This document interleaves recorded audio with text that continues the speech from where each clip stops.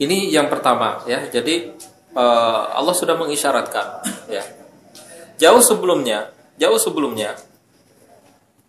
bahkan sebelum Abdullah menikahi Aminah ya, jauh sebelumnya, yaitu diceritakan oleh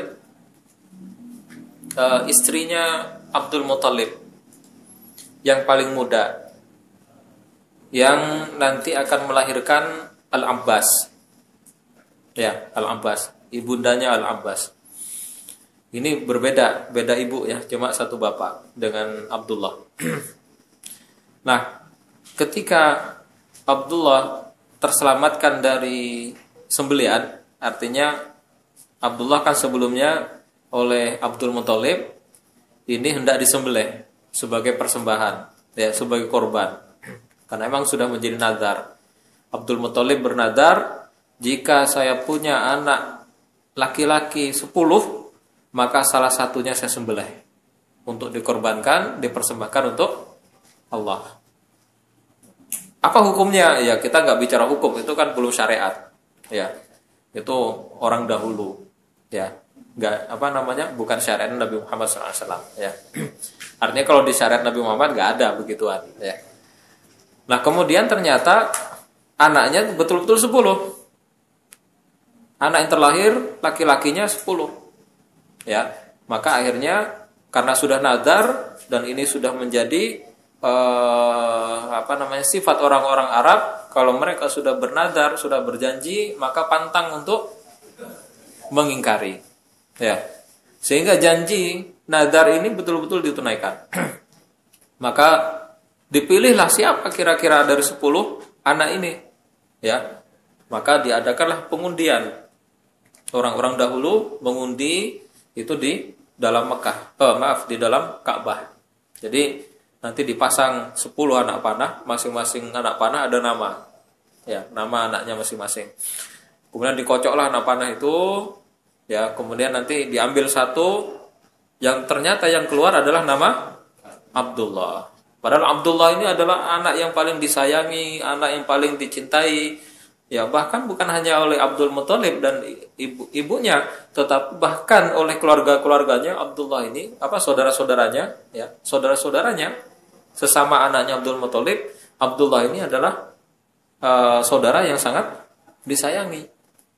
Ya, maka kemudian ya karena memang sudah terpilih begitu, ya, itu isyarat bahwa Allah menghendakinya begitu, yang disembelih itu adalah Abdullah, walaupun anak kesayangan, maka Abdul Muthalib akhirnya dia membulatkan tekadnya untuk menyembelih Abdullah.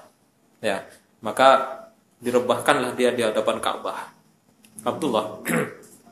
Kemudian ketika akan disembelih, ya, pisau sudah diangkat. Keluarganya, dari ibunya, saudara-saudaranya, ya, saudara-saudara Abdullah sendiri sama anak Abdul Muthalib, semuanya teriak. Yang intinya melarang, jangan kau sembelih wahai Abdul Muthalib. Kalau kau sembelih anakmu, maka ini akan menjadi sunnah nanti bagi orang-orang Quraisy. Ya, akan ditiru oleh orang-orang Quraisy bahwa mereka akan menyembelih anaknya sebagai korban untuk Allah. Dan sebelumnya belum pernah ada. Dan ini satu-satunya peristiwa Abdul Muthalib punya niatan seperti itu. Maka kemudian akhirnya disarankanlah Abdul Muthalib untuk mendatangi peramal. Nah, waktu itu orang pintar ya, orang jahiliyah dulu kenalnya ada orang pintar. Jadi kalau orang sekarang cari orang pintar berarti orang jahiliyah. Ya, zamannya siapa? Konco-konconya Abdul Muthalib dulu ya, orang-orang belum kenal Islam.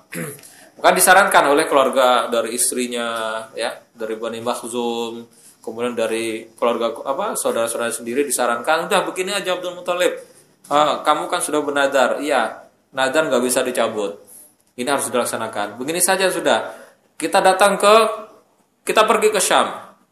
Kita cari, di situ ada dukun peramal. Nanti kita minta saran ke dia. Apa? Sebagai gantinya nanti apa? Karena nadar nggak boleh dicabut. Ya, nadar harus dilaksanakan. Dan tentunya kalau sebagai ganti pelaksanaannya mungkin ada solusi. Maka berangkatlah mereka. Abdul Muthalib sepakat ketika itu, berangkatlah mereka ke Syam, ya, menemui seorang wanita dukun, peramal. Ditanyalah, apa solusinya? Maka wanita ini memberikan solusi. Begini saja. Nanti kamu pulang ke Mekah, kamu undi 2 anak panah. 1 tulisan unta, 1 tulisan Abdullah.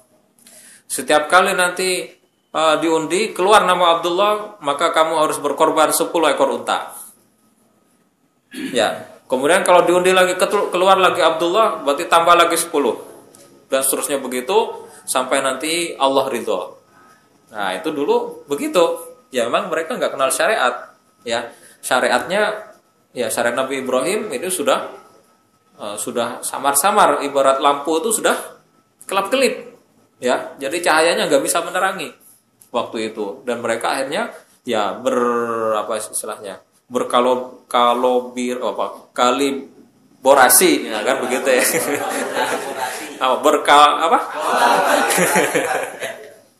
Ya begitulah ya, dengan itu ya, dengan orang-orang yang memang dia bersahabatnya dengan jin. Dan memang pada zaman dahulu sebelum diutusnya Nabi Muhammad SAW, jin-jin ini betul-betul bebas dia pergi ke langit. Sehingga Rasulullah SAW menceritakan ketika jin-jin itu hendak mencuri dengar apa peristiwa yang akan terjadi besok, dibicarakan oleh Allah Subhanahu wa taala di kalangan penduduk langit, maka mereka naik ke pundaknya sampai ke langit. Jadi kayak kemarin waktu Panjat Pinang kayak gitu ya. Ya, naik terus ke langit. Nah, nanti yang paling atas itulah yang dia berusaha mendengar. Dulu sebelum Nabi Muhammad SAW lahir, sebelum diutus, itu aman. Mereka bisa nyentuh ke langit, mencuri dengar. Allah memberikan perintah ketika itu, memberikan takdir, sampaikan ke malaikat bahwa si fulan akan begini, si fulan akan begini, si fulan akan begini, nanti akan terjadi ini, akan terjadi itu. Dan itu dibicarakan oleh penduduk langit, kalangan malaikat. Itu yang didengar oleh jin-jin itu. Ya, maka akhirnya mereka mencuri dengar. Oh, berarti nanti si fulan akan begini. Oh, si fulan akan begini. Akhirnya yang paling atas bisikkan ke bawah. Akan begini, ke bawah terus ke bawah ke bawah. Nanti yang paling bawah itu nanti ke dukun-dukun itu. Ya. Nah, itu ceritanya seperti itu. Lah, dukun-dukun ini juga dia tentunya mendapat informasi dari jin-jin itu. Maka diberikan saran seperti itu dan dilakukan, ya. Sehingga akhirnya pulanglah rombongan ini ke Mekah. Kemudian besok harinya mereka semuanya berkumpul di dalam Ka'bah. Ya, mengadakan pengundian. 2 anak panah, 1 tulisan unta, 1-nya tulisan Abdullah. Diundi, dikocok, diambil Abdullah. Berarti Abdul Muthalib harus berkorban 10 ekor unta. Kocok lagi, Abdullah lagi, tambah 10, berarti berapa? 20. Sampai 10 kali nama Abdullah. Berarti berapa? Total 100 ekor unta. Setelah itu dikocok lagi, keluar unta. Selesai. Berarti Abdullah harganya adalah 100 ekor unta. Dan ini akhirnya menjadi syariat di zaman Nabi Muhammad SAW bahwa tebusan bagi orang yang membunuh tanpa alasan yang benar, dendanya adalah 100 ekor unta. Di antaranya itu yang dipelihara oleh syariat Islam. Nah, sehingga akhirnya betul ketika itu diumumkan oleh Abdul Muthalib bahwa hari ini akan disembelih 100 ekor unta, 100 ekor unta. Sehingga unta itu nanti akan disembelih di jalan-jalan, akan disembelih di sekitar Ka'bah. Siapapun boleh memakan, bahkan hewan-hewan pun boleh memakannya. 100 ekor unta banyak, ya. 100 ekor unta banyak, dan itu udah muntah-muntah mungkin orang kalau makannya karena sangat banyaknya. Sehingga memang pokoknya disembelih biar udah di situ mati, disembelih mati di situ, sembelih mati di situ. Ya, sehingga siapa yang mau ngambil silakan diambil. Nah, itu pernah terjadi seperti itu. Lah, ketika selamat begitu, Abdul Muthalib mengumumkan di Ka'bah, ya, sebagai wujud syukur kepada Allah yang telah menyelamatkan Abdullah dari penyembelihan, maka saya nikahkan Abdullah ini dengan Aminah, kata Abdul Muthalib. Maka dinikahkanlah dia dengan Aminah yang sebelumnya sudah ada pembicaraan, ya. Aminah ini dari suku Zuhrah, Bani Zuhrah. Ini bani yang juga keluarga yang juga terhormat, ya. Maka ketemulah pernikahan itu. Dan ketika dalam perjalanan, ya, dalam perjalanan menuju keluarganya Aminah ini, maka ada salah seorang perempuan, ya, saya lupa namanya. Jadi dia melihat Abdullah, kemudian dia menampakkan keinginan ingin menikah dengan Abdullah.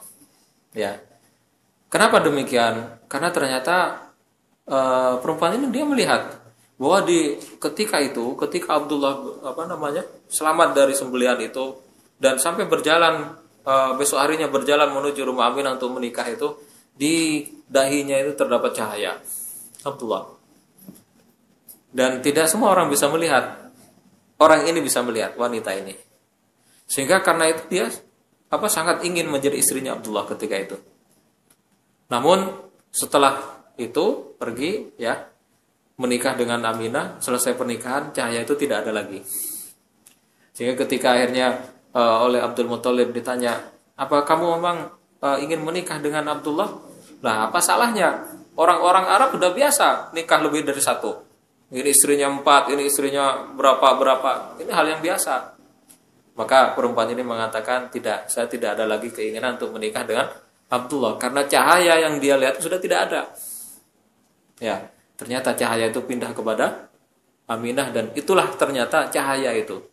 Cahaya yang nanti akan terlahir ketika Rasulullah SAW hadir di dunia. Gitu ya. Jadi ini tanda-tanda bahwa memang yang akan terlahir dari keluarga ini, ya, Abdullah dan Aminah adalah sosok yang memang luar biasa. Ya, bukan sembarang manusia, tetapi memang manusia pilihan, sebagaimana yang Rasulullah SAW sabdakan sendiri bahwa Allah memilihku, ya, dari sebaik-baik anggota keluarga Bani Hashim. Ya.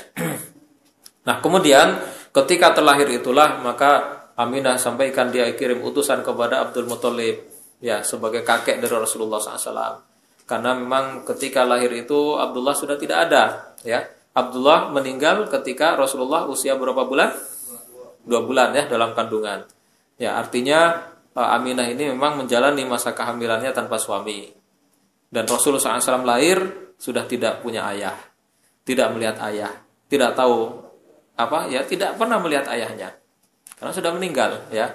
Sehingga akhirnya karena sangat gembira Abdul Muthalib, dibawalah bayi ini, ya. Bayi yang lahir dibawa, kemudian dimasukkan dibawa masuk ke dalam Ka'bah, didoakan oleh Abdullah, kemudian dalam Ka'bah itu dinamakanlah bayi ini dengan nama Muhammad. Padahal nama itu waktu itu bukan nama yang populer. Ya, bukan nama populer. Kalau nama itu kan ada boomingnya, ya. Beberapa tahun yang lalu booming nama Salsabila. Jadi pokoknya anak perempuan kayaknya semuanya Salsabila semua. Nah, kemudian nanti ada Kaisha gitu. Pokoknya ada Kaishanya. Nah, kan begitu kan? Ada masa boomingnya. Iya. Lah apa nggak boleh? Ya boleh-boleh saja. Yang penting nama itu baik, ya. Mendoakan kebaikan. Isinya baik, jangan nama yang mengandung kesyirikan. Tidak ada masalah, ya. Nah, waktu itu nama Muhammad ini bukan nama yang favorit. Jadi hampir dikatakan nggak ada orang yang menamakan anaknya dengan nama Muhammad. Tetapi Abdul Muthalib menamakan cucunya ini dengan nama Muhammad. Kemudian dia berkata bahwa cucuku ini nanti akan menjadi orang yang besar. Ya, cucuku akan menjadi orang yang besar. Dan betul, ya, apa yang dikatakan Abdul Muthalib ini, bahwa bukan hanya besar dalam urusan dunia, tetapi beliau besar di dunia dan di akhirat. Ya. Kemudian setelah usia 7 hari Rasulullah SAW dikhitan. Ya, dikhitan. Dan memang itu menjadi kebiasaan kebiasaan bangsa Arab ketika itu, ya, masyarakat Arab, bahwa bayi usia 7 hari dikhitan. Ya. Kalau di sini dikhitan bayi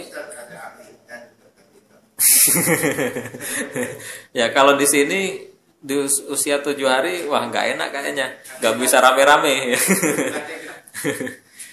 Ya, kalau tega nggak tega sebenarnya tergantung dokternya.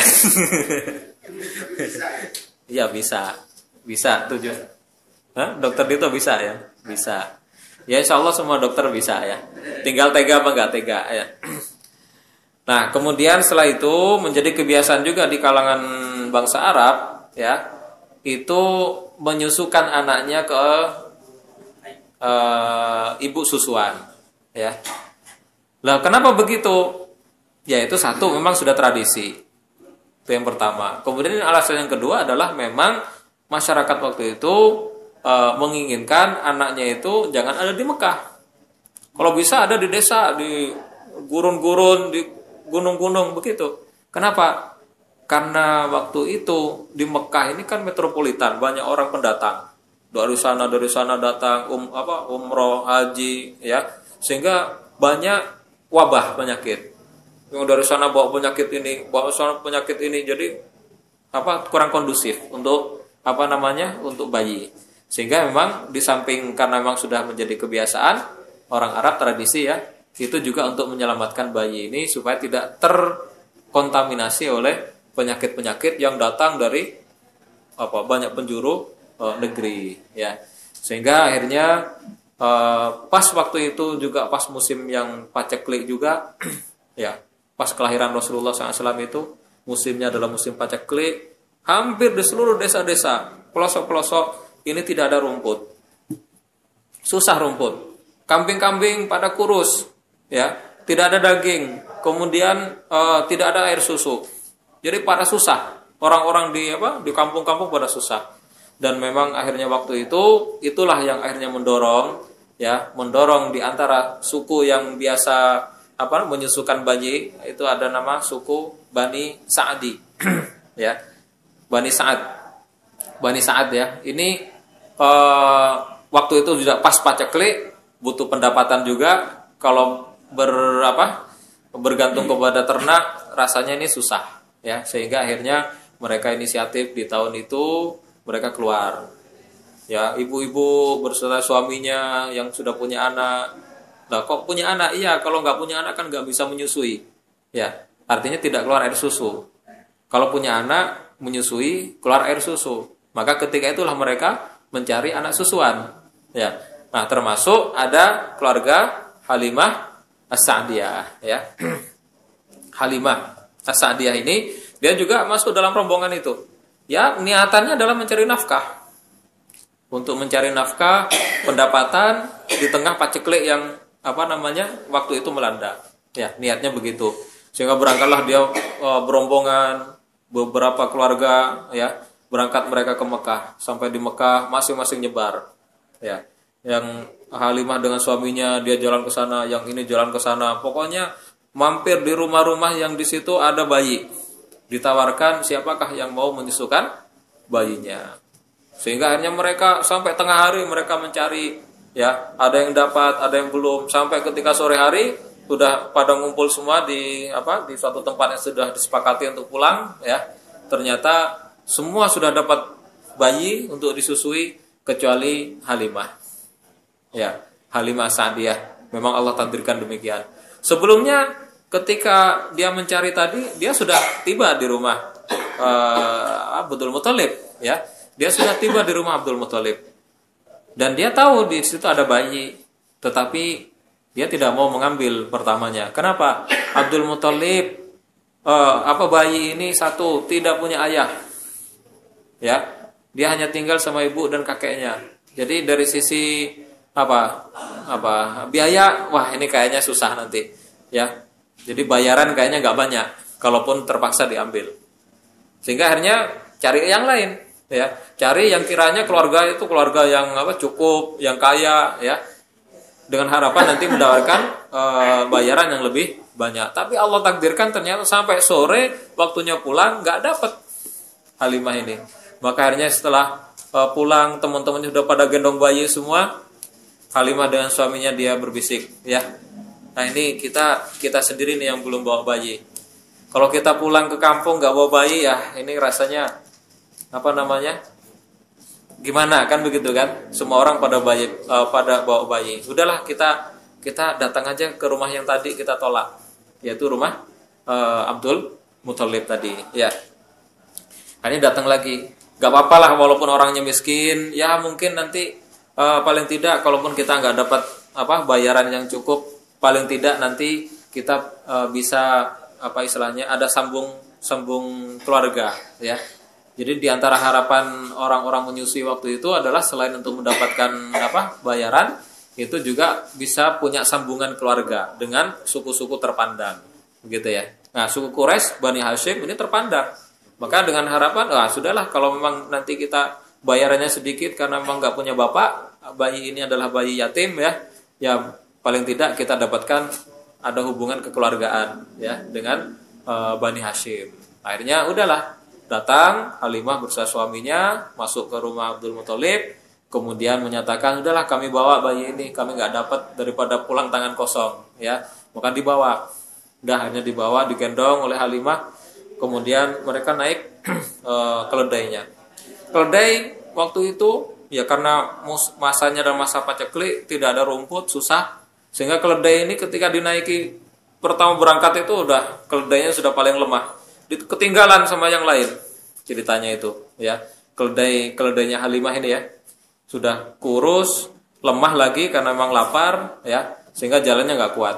Nah, ketika menggendong bayi Rasulullah SAW ya, maka ketika itu keledai ini dinaiki seolah-olah dia nggak bawa beban, jalannya cepat ya, jalannya cepat sampai Halimah sendiri kaget.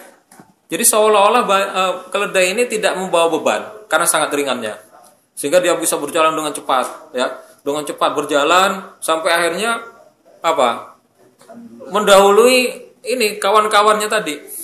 Kawan-kawannya sampai teriak, loh ini keledaimu yang tadi. Iya, ini keledai kita yang tadi. Padahal tadi ketinggalan, ya. Nah, akhirnya sampai di di tengah perjalanan, ya. Yang sebelumnya keledai ini tidak punya air susu, ternyata ketika itu keluar air susu, sehingga akhirnya minumlah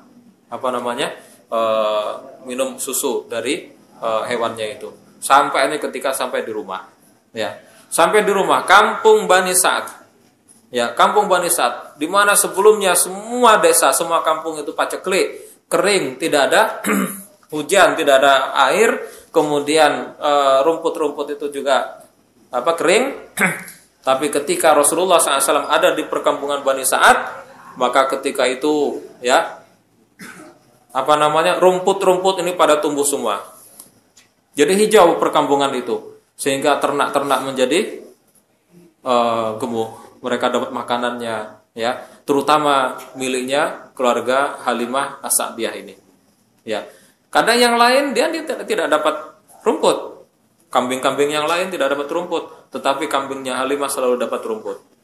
Kambing-kambing yang lain ada yang tidak keluar air susu. Kambingnya Halimah ini selalu keluar air susu dengan sangat banyak yang mengenyangkan seluruh keluarga ini.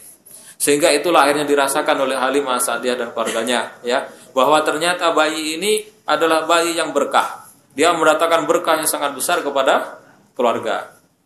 Nah, kemudian disusukanlah Rasulullah SAW di situ. Ya, usia 2 tahun lewat. Ya, harusnya 2 tahun sudah selesai. Tapi karena melihat berkahnya seperti itu, walaupun nggak dibayar nggak apa-apa.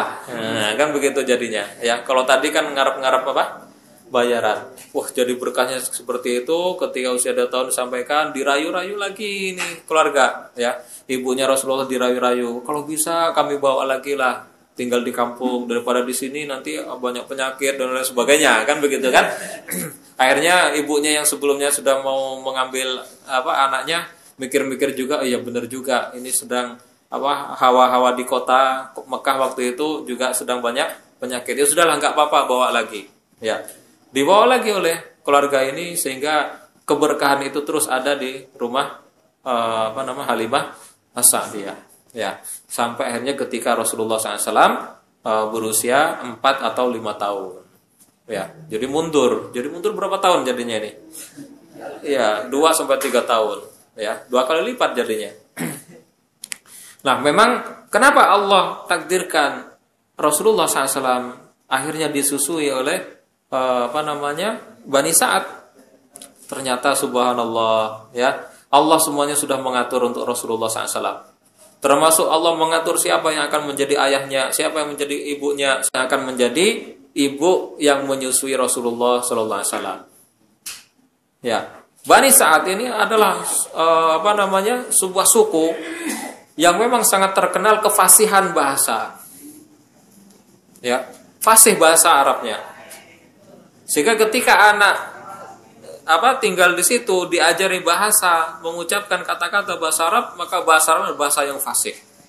Sehingga Rasulullah SAW mendapatkan pendidikan bahasa yang fasih. Gitu ya. Itu yang pertama. Kemudian yang kedua, Bani Sa'ad terkenal ini kemahirannya dalam menunggang kuda.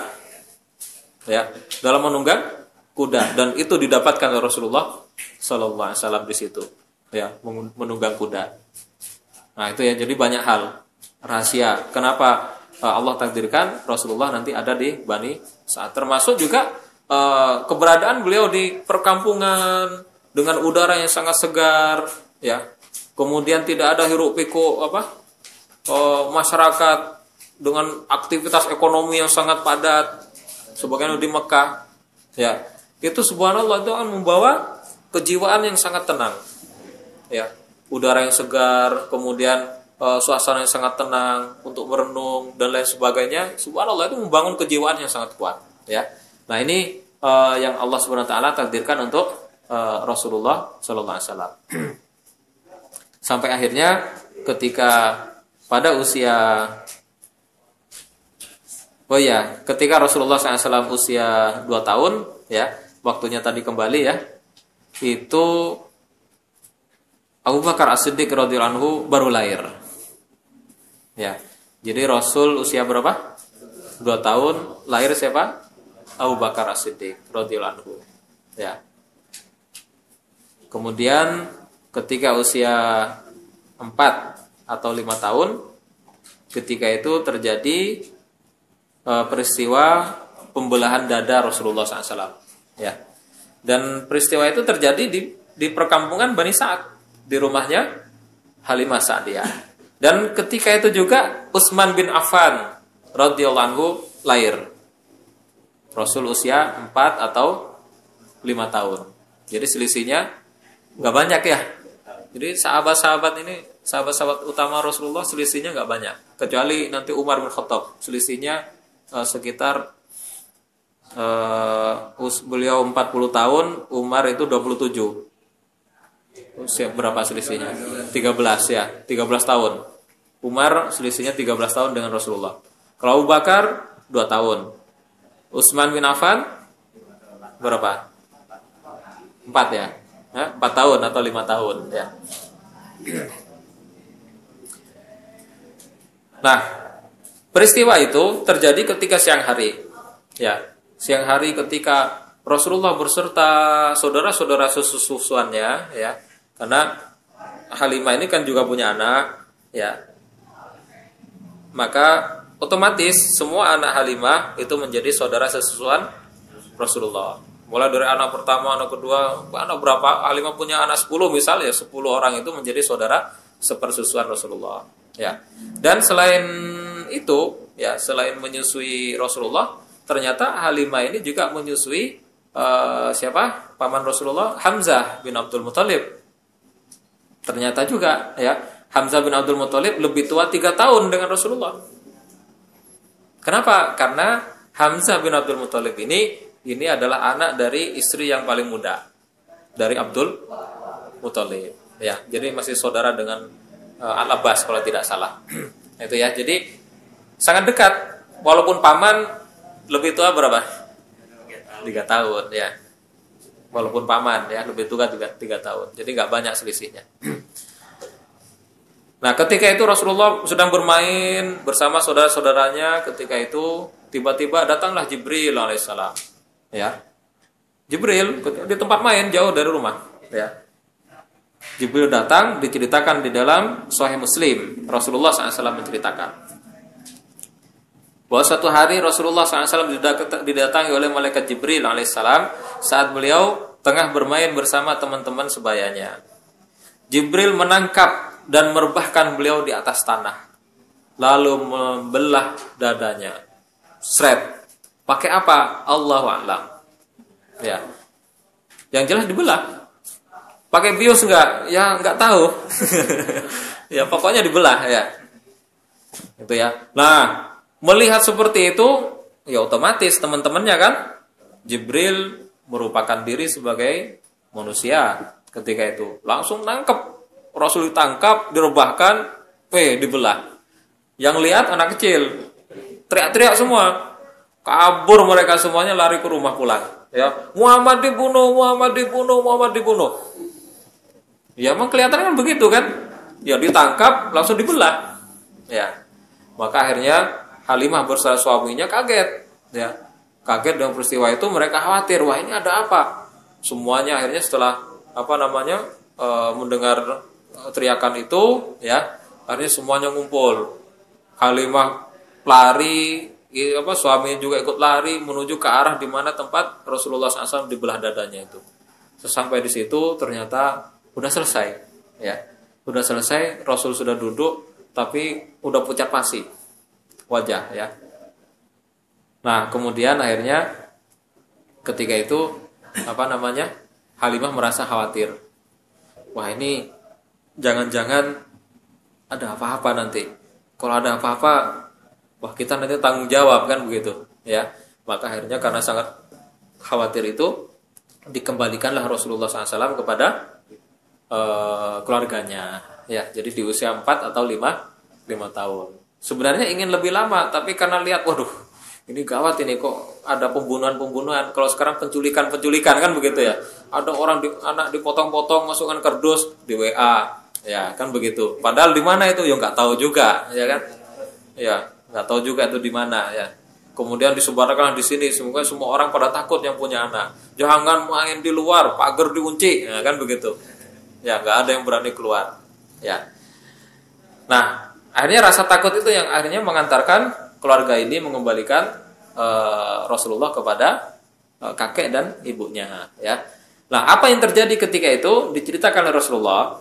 Ya, ketika Jibril sudah membelah jantung dada Rasulullah SAW, maka Jibril alaihissalam mengeluarkan dari dada ini, mengeluarkan jantungnya.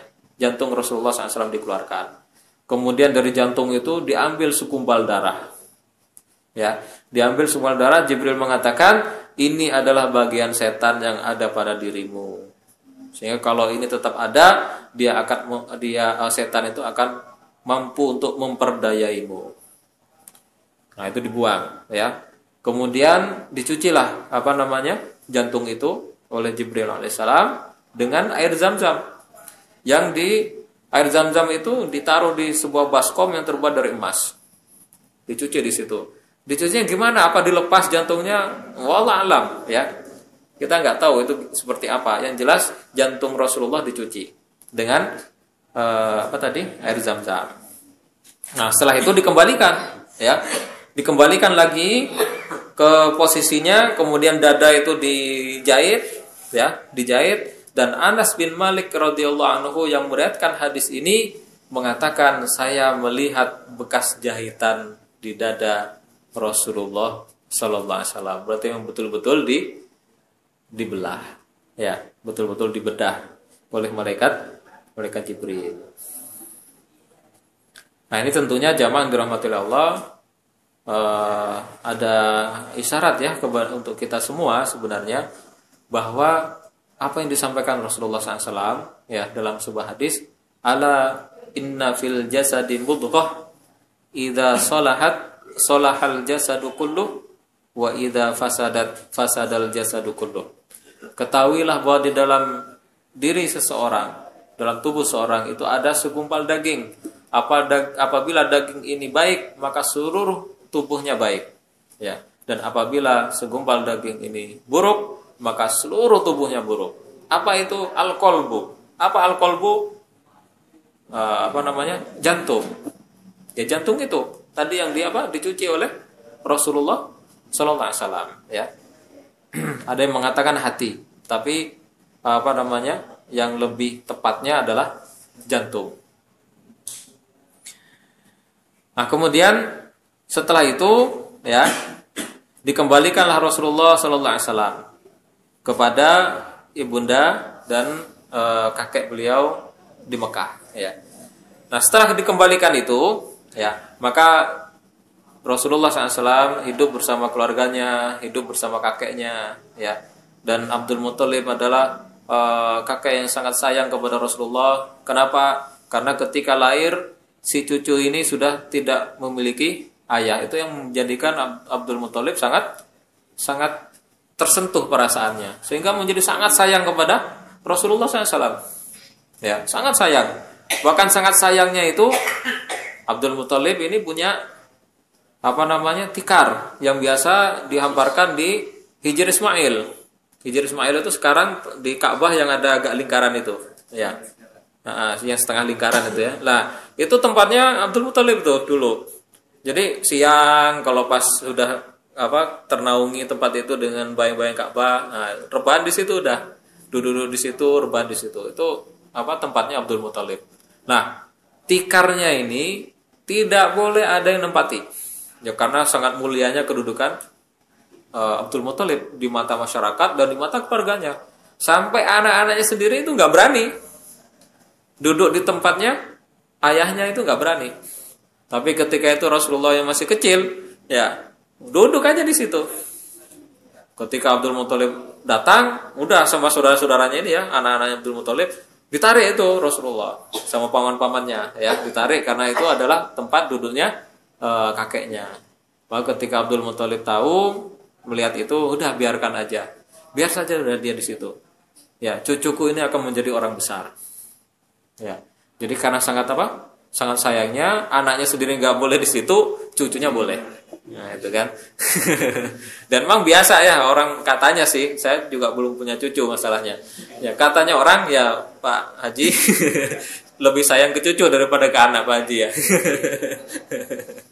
Ya katanya orang begitu. Ya. Nah itu ya, jadi subhanallah itulah kakek Rasulullah SAW. Nah kemudian di usia beliau 6 tahun. Ya. Usia 6 tahun. Tadi pulang ke rumah usia 4 sampai 5. Jadi 1 tahun atau 2 tahun berikutnya. Di usia 6 tahun Aminah mengajak Rasulullah SAW yang masih kecil waktu itu juga bersama budaknya. Budaknya bernama Ummu Aiman. Ya. Ummu Aiman ini ternyata Ummu Aiman ini ya yang nanti akan menjadi sahabat wanita nanti. Ya. Ini Ummu Aiman ini ternyata memang mengasuh Rasulullah sejak kecil. Jadi tahu persis bagaimana Rasulullah sejak kecil karena memang budaknya Aminah, ya. Budaknya Aminah. Budaknya Abdullah sebenarnya. Kemudian ketika Abdullah meninggal ya bersama Aminah mengasuh Rasulullah SAW. Jadi kemana-mana ya seperti inilah pembantu ya kalau di zaman kita ya. Nah, babysitter begitu ya. Jadi orang tuanya kerja, ya anak sama pembantu kan begitu kan? Ya ibaratnya seperti itu ibaratnya. Ya, jadi sehari-hari siapa yang mengasuh? Ya Ummu Aiman yang mengasuh Rasulullah SAW. Ummu Aiman ini orang Afrika ya, dia orang kulit hitam ya, Ummu Aiman. Kemudian juga Aminah mengajak mertuanya yaitu Abdul Muthalib ya. Kemana mereka akan pergi? Mereka akan pergi ke Yasrib, tempat meninggalnya Abdullah. Jadi Aminah ini mengajak Rasulullah untuk ziarah ke kubur ayahnya, ya. Berarti sudah berapa tahun itu? Berapa tahun kira-kira? Usia 6. Kalau Abdullah meninggal ketika Rasul masih 2 bulan di dalam kandungan kan? Berarti sudah berapa tahun? Ya hampir 7 tahun ya. Ya 6 lebih ya, 6 tahun 7 bulanan ya, sekitar itulah ya. 6 tahun 7 bulan lamanya. Nah, maka Aminah ini ingin ziarah ke makam suaminya, ingin mengajak anaknya juga, kemudian mengajak mertuanya yaitu Abdul Muthalib bersama budaknya. Berangkatlah mereka dari Mekah menuju Yasrib. Mekah dan Yasrib, Mekah Madinah itu kira-kira 500 kilo perjalanan ya. 500 kilo dari Jakarta kemana ini? Hah? Jakarta Bandung PP ya 500 ya. Kalau yang nggak PP sekali jalan sampai mana? Surabaya ya. Surabaya ya. Semarang 300-an. Iya. Hah?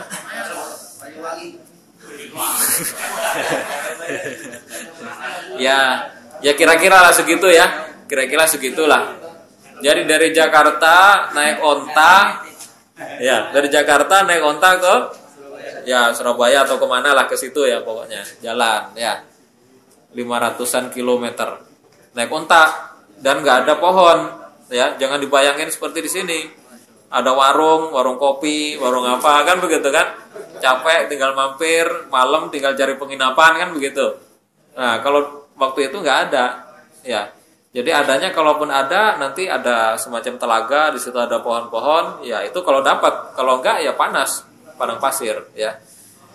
Nah, kemudian berangkat mereka menuju Madinah. Nah, atau Yasrib waktu itu, belum jadi nama Madinah ya. Jadi masih Yasrib. Nah, sampai di Yasrib, di situ kan tempat lahirnya Abdul Muthalib. Ya. Abdul Muthalib itu adalah putra Hashim, anaknya Hashim dari istrinya yang orang Yasrib. Ya kan? Jadi ibaratnya Abdul Muthalib pulang kampung. Ya, pulang kampung, tapi ibunya sudah meninggal karena Abdul Muthalib waktu itu usianya sudah hampir 70-an tahun, udah tua, ya. Udah tua sekali. Ibunya sudah nggak ada, tapi keluarga-keluarganya masih ada kan? Ya, kampungnya masih ada. Nah, sehingga di situ rombongan ini tinggal di Madinah selama sekitar 1 bulan. Ya. Jadi di situ, karena perjalanan juga jauh. Kalau segera pulang ya capek di jalan kan. Jadi 1 bulan kira-kira mereka tinggal di Yasrib. Nah kemudian setelah 1 bulan tinggal di sana, maka pulanglah rombongan ini ke Mekah. Di tengah perjalanan, Aminah terserang sakit, ya di tengah perjalanan. Kemudian meninggal di tengah jalan itu dan dikuburkan di tempat antara Mekah Madinah. Kampungnya namanya Abwa, ya, kampung namanya Abwa. Jadi disitulah ibunda Rasulullah SAW dikuburkan. Nah, sehingga lengkap sudah. Ayah tidak ada, ibu meninggal. Ya, lengkap sudah. Tidak ada kasih sayang orang tua. Rasulullah SAW menjadi yatim sempurna, tanpa ayah, tanpa ibu, dan beliau merasakan kasih sayang ibu ya sampai usia 6 tahun. Berarti hanya berapa? Karena selama kecil disusui dari Bani Sa'ad kan sampai usia 4 atau 5 tahun. Berarti kumpul dengan ibunya hanya ya 1 tahun 2 tahun.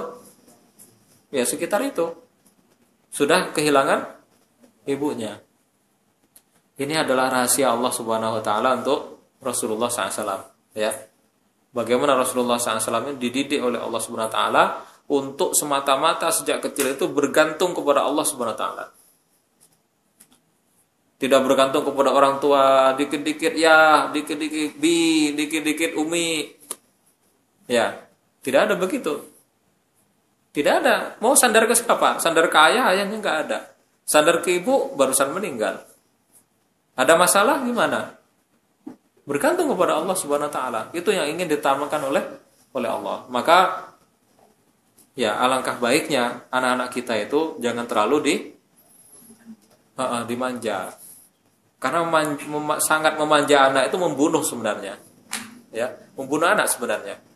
Membunuh bukan dalam artian kita cekek, anak mati, bukan, ya. Membunuh dalam artian ketika kita betul-betul manja full seperti itu, dia tidak akan bisa hidup sendiri. Kita tidak akan lama tinggal di dunia. Ya, bisa jadi anak-anak masih kecil kita sudah meninggal. Ya kan? Jangan kita pernah punya gambaran saya akan mendidik anak saya, mengasuh sampai dia dewasa, berkeluarga, saya antarkan nanti sampai dia punya anak dan seterusnya. Jangan punya gambaran begitu. Karena usia tidak ada yang tahu. Ya, tetapi segala kemungkinan harus kita siapkan. Bagaimana seandainya Allah mencabut usia saya ini ketika anak-anak masih kecil? Harus dipertimbangkan itu, mulai difikirkan.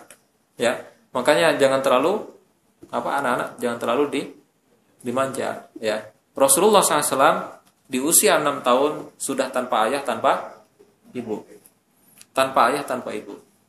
Ya, kayaknya akhirnya jadi batal semua itu teori-teori psikologi ya. anak usia sekian itu hendaknya kalau laki-laki sampai usia paling tidak usia 12 harus dekat dengan ayahnya, kan begitu. Karena dia akan meniru ayahnya nanti. Kalau anak perempuan biarkan dia dekat dengan ibunya. Nanti kalau sudah usia di atas 14 tahun kebalikannya. Nah, kan begitu. Yang perempuan dekatkan dengan ayahnya, yang laki-laki dekatkan dengan ibunya. Supaya apa? Karena masa-masa itu sudah masa-masa ada ketertarikan terhadap lawan jenis. Masa-masa 14 ke atas. Lah terus kenapa kok disilang seperti itu? Yang perempuan ke ayahnya. Nah, supaya nanti si anak perempuan ini dia merasa ada laki-laki yang melindunginya, yang menyayanginya, sehingga dia tidak butuh pada kasih sayang laki-laki lain. Maksudnya laki-laki yang bukan siapa-siapanya. Sehingga anak perempuan itu dia tidak akan haus kasih sayang dari laki-laki. Dia sudah dapatkan dari ayahnya. Begitu teori apa? Psikologinya seperti itu ya. Adapun anak laki-laki dekatkan dengan ibunya supaya dia merasakan tidak butuh kepada kasih sayang wanita selain ibunya. Nah, seperti itu ya. Itu teorinya akan begitu ya. Tapi Rasulullah nggak dapatkan itu. Ya, Rasulullah tidak mendapatkan itu semua. Ya, ayah ibunya sudah tidak ada. Ternyata yang mengasuh beliau setelah sang ibu ini meninggal adalah kakeknya, dan tambah sayang si kakek ini Abdullah ketika mendapati sang cucu ini telah kehilangan kedua orang tuanya. Semakin sayang ya. Tetapi ternyata Abdul Muthalib ya, ini mengasuh beliau SAW itu hanya sekitar 2 tahun ya. Karena nanti di usia beliau 8 tahun si kakek ini meninggal. Ya, baik, insya Allah kita akan bahas nanti tentang rahasianya kenapa kok Allah bikin seperti itu. Ya, kalau tadi masalah orang tua ini sudah supaya nanti kebergantungan itu hanya kepada Allah. Ada kemandirian, ya, ada kemandirian mengurus diri sendiri, mulai sudah ada ketika itu. Kemudian kenapa Abdul Muthalib hanya 2 tahun dikasih waktu oleh Allah untuk mengasuhnya, supaya nanti tidak ada anggapan di masa depan ketika Rasulullah SAW menjadi Nabi dan Rasul, tidak ada anggapan dari orang-orang kafir bahwa Rasul menuntut kepemimpinan dari Abdul Muthalib, dan yang mengajari Muhammad ini menjadi seperti itu adalah Abdul Muthalib, supaya tidak ada alasan itu. Maka hanya dikasih waktu 2 tahun saja mengasuh, dan itu masih kecil juga dan belum bisa dididik menjadi pemimpin besar kan. Coba seandainya Abdul Muthalib mengasuh Rasulullah SAW sampai menjadi Rasul, orang akan beranggapan, oh iya, kamu memang dididik oleh kakekmu sehingga kamu menjadi seperti ini, dan pantas kalau kamu menuntut seperti itu. Nah, itu dibuang oleh Allah semua sebab-sebab itu ya, sehingga akhirnya semuanya hanya bermuara kepada Allah Subhanahu wa Ta'ala. Baik, insya Allah cukup dulu ya materi kita malam hari ini.